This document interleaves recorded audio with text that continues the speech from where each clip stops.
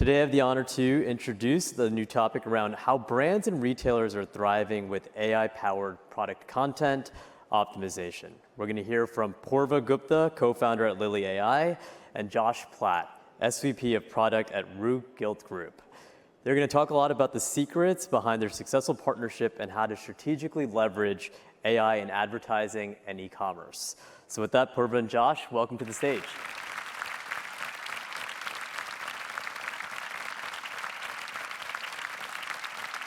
All right, everyone. Thank you so much for being here. The exciting part of the conversation is going to be talking to Josh about what he's doing at Rue Gilt. But before that, I would love to set up the context for the conversation and walk you through a few slides. Nothing about AI. You've heard that 2,000 times today, but here we are. So what's happening today, right? You all are reading this, and so I'm going to go through this real quick. We are now living in a world where there is a lot of zero-click search. We're now living in a world where, e-commerce is not even happening on the websites. We're now living in a world where humans are not buying and agents are making the purchases, right? And the consumer is having so much fun.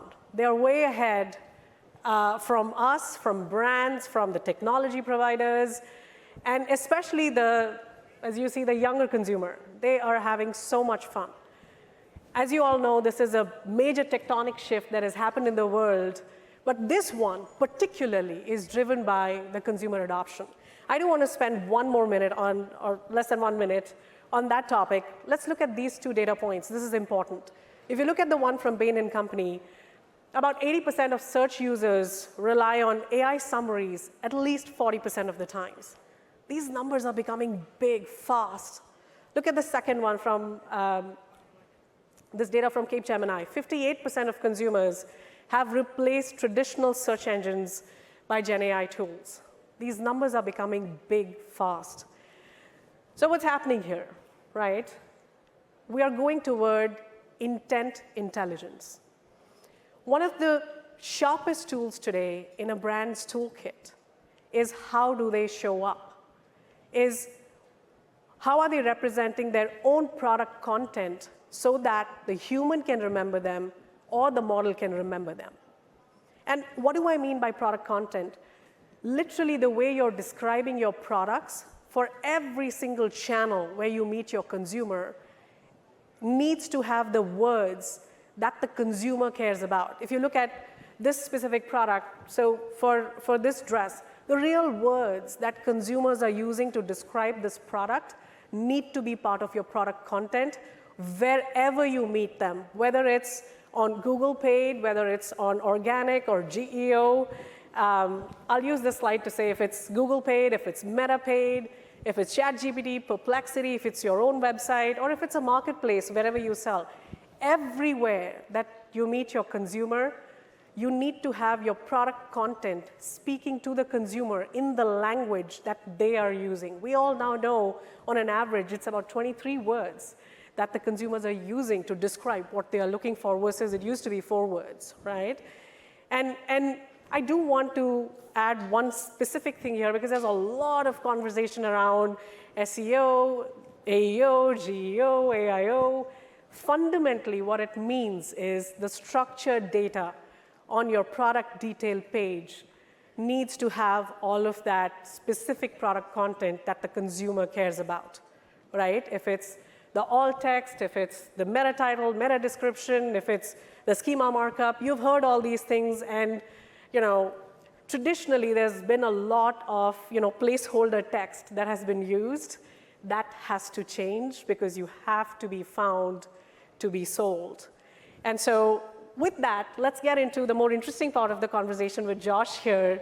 Thank you so much, Josh, for doing this. It is so fantastic to be here with you. Oh, thank you, Purva. It's great to be here. Awesome. So I was at Cannes last week, Yep. and there was a lot of conversation about personalization as expected. Of course, that's been happening for 2 decades now. But this time, it's different. And I know that you're experiencing a lot of success with what you're doing. And so walk us through what's different this time. Like, how you've seen the transition on this topic, and what are you excited about? What are the challenges that we still have ahead of us? Yeah, it's a great question, and I think what I'm most excited about is what we're seeing with AI and how it's essentially putting us in a position to better personalize and drive relevance with our member experience.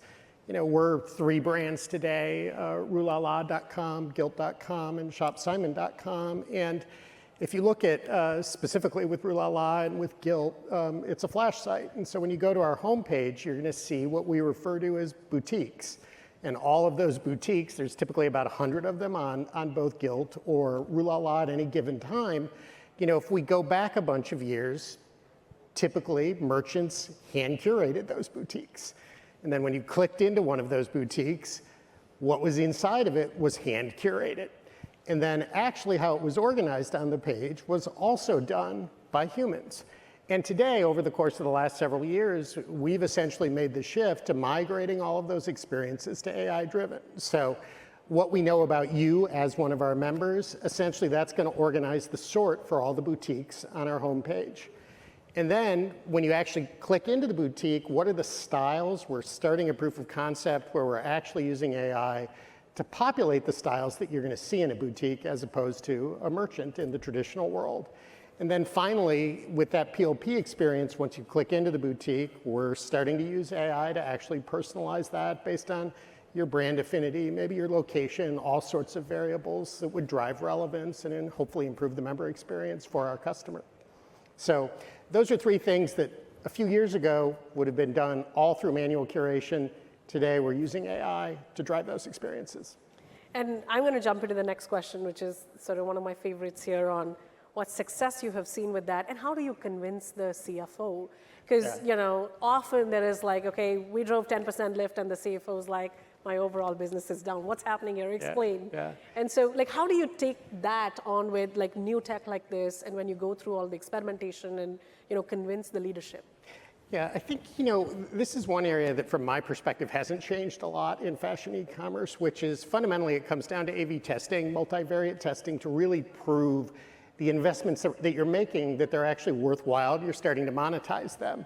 And typically, in my past life at Microsoft or Nordstrom or where we are today, there's fairly standard methodologies around A/B testing and then using annual monetizations to actually determine that. So I think, my experience has told me that how you fund a tech organization without A/B testing to justify the investments that you're making in your technology organization, it's pretty hard to get senior executives to actually invest in your space. So I would say it's really the lifeblood of our measurement, with the vast majority of our member-facing experiences in our iOS app and on our website. Yep, that makes sense. And then the next logical question is, like, doing anything new is hard. Yes. Right? Like, just like there is lots of hiccups and there is lots of convincing and doing it the right way with all of the testing, et cetera. What have you seen so far today? Because now the world has shifted in how we are even testing some of these things. And so today, how do you see the implementation side of it to say, what are you concerned about? What are you excited about? Like, is there major reskilling required? Have you experienced that? Because what stands you out also is you're an operator who's doing this with a lot of speed, testing a lot of things. And so how is that, like, what are you feeling about that? Yeah, it's fascinating too, because I think the biggest challenge right now in rolling out and adopting AI-based experiences really, I think, is us as humans. And specifically, what I mean by that is I think a lot of folks in a company like ours, because we're not really a technology company, we're a retailer. We're not Microsoft, we're not Google, we're not Amazon, they're technology companies. And so I think you have a lot of folks within an organization, whether they're merchants, whether they're marketers, whether they're folks in operations, they're interested in AI, but they're really unsure where they should start and what the use cases look like. And so I think, as a technologist, as a product person, I think the thing that right now is most important, sort of you and I had chatted about teaching folks how to fish. We got to teach folks how to fish right now. And I'll give you an example that's real recently from our organization. Again, another piece of content creation, our product details on our product detail page. Historically, there's a team of humans, and they sit there and they write the product details. And through a partnership with AWS, we're an AWS shop, they helped us explore the possibility of using AI to actually start to create those product details. And so we're finishing up a POC and we're starting to roll out that capability. But I think that the meta point for me is it really was the responsibility of me and my team to go out and work with our merchants and, for lack of a better term, teach folks how to fish. The willingness was there, they didn't know how to get started. And so I think that's one of the big opportunities and challenges right now. It's how do we sort of lead the horse to water. And I know there's a lot of conversation around, will AI kill the jobs and this and that. And I think my first response to that, as I talk to CMOs and CDOs, is there's no other talent from some other planet that's going to come and do this transformation. And so this is so evolving right now that you've got to seriously think about reskilling your people and encouraging them and leading from the front. That's just required as a minimum that has to be done even before thinking of cutting jobs. Because the human is not going away anywhere. Oh, 100%. I mean, I think too, when you look at a fashion business like ours and you talk about our merchandising organization, what they're really interested in doing is spending time in market with their brands.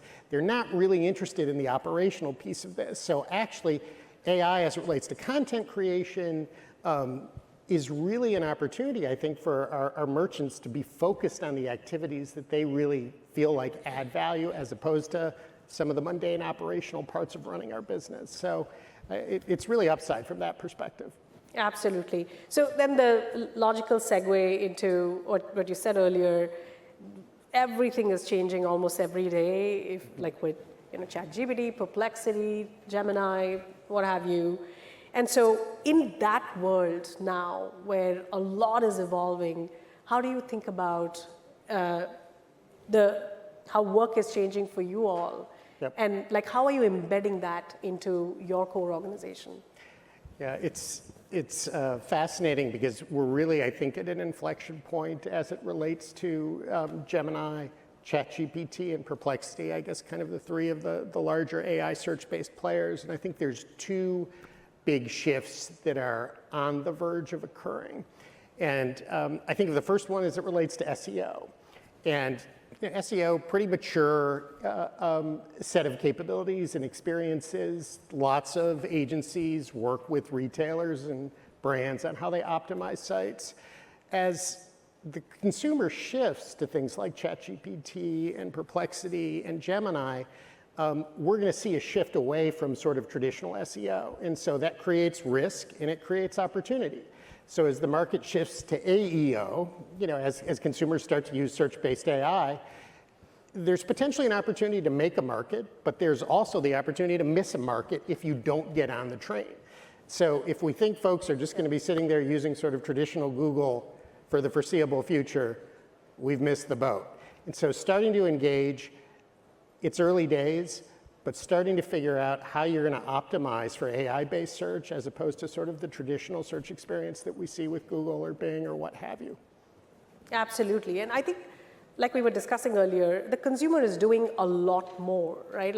I read a stat this morning about 98% of the shoppers that are on ChatGPT and Perplexity are also Googling.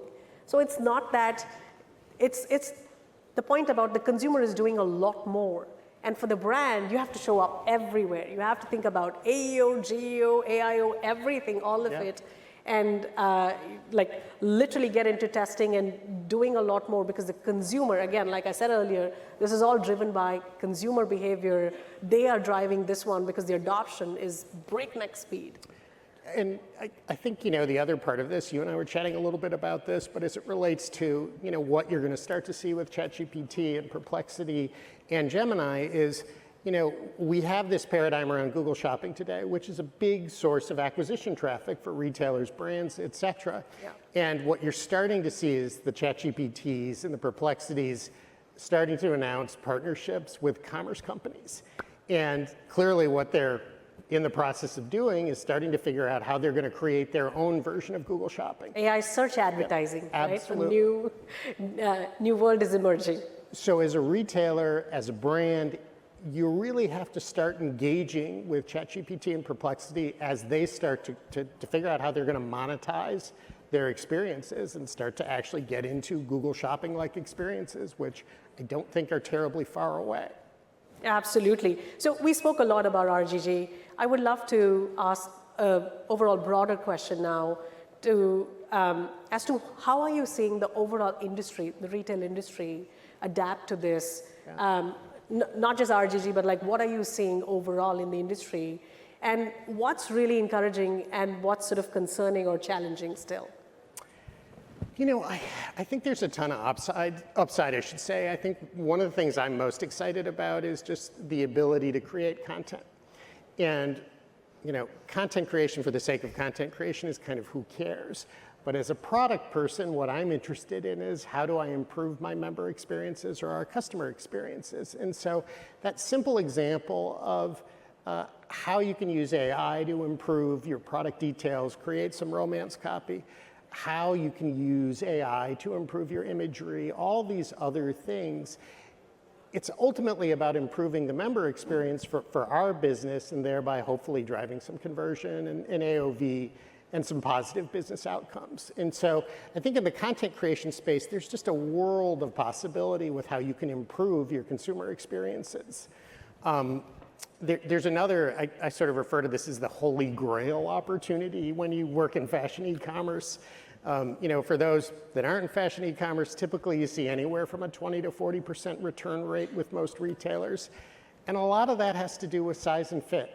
You know, it's generally a problem that has not been solved in the industry. And I think through AI, you're going to really start to see some traction with the issues around size and how you normalize fit and leave the world behind where a customer has to order 3 different sizes to figure out what might actually fit, or one brand's large fits like a double XL versus another brand's small. So there's a lot of opportunity, I think, with AI as it relates to size and fit. It's a huge opportunity that has a lot of impact in a business like ours and, frankly, most retailers. Yeah, I'm sure the whole room agrees that is a holy grail, like not just you, absolutely. And so I know we're almost on time here. So the last question here, for everybody in the room, what are the top 3 things that you would leave them with as something that they should look into ASAP, right after Commerce Neck, as they go back to their office, home, wherever work is for you? Yeah. What are the top 3 things that you would say?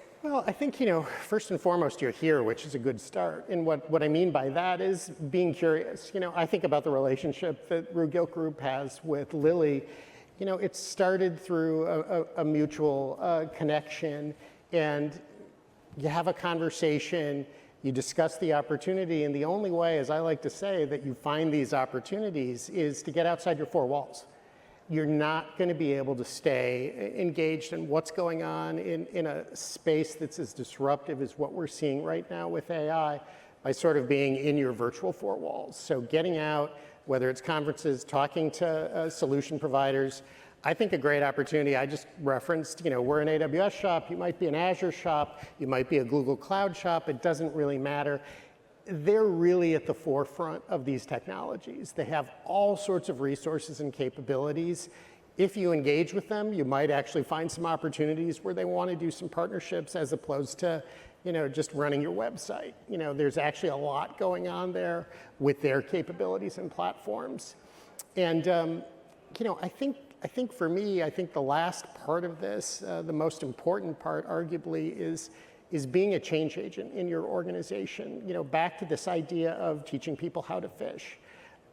Folks do want to engage on this topic. However, at the end of the day, I think many are really struggling with what they need to do to implement various AI solutions in their specific disciplines, whether it's merchandising, whether it's marketing, what have you. And so I think, you know, as someone who's part of a technology organization, if I can be a force for change in starting to engage different stakeholders in our organization on the opportunities, on little things, whether it's how we improve our imagery or our product details or personalize our homepage, there's all sorts of opportunities as it relates to activities that humans are still doing.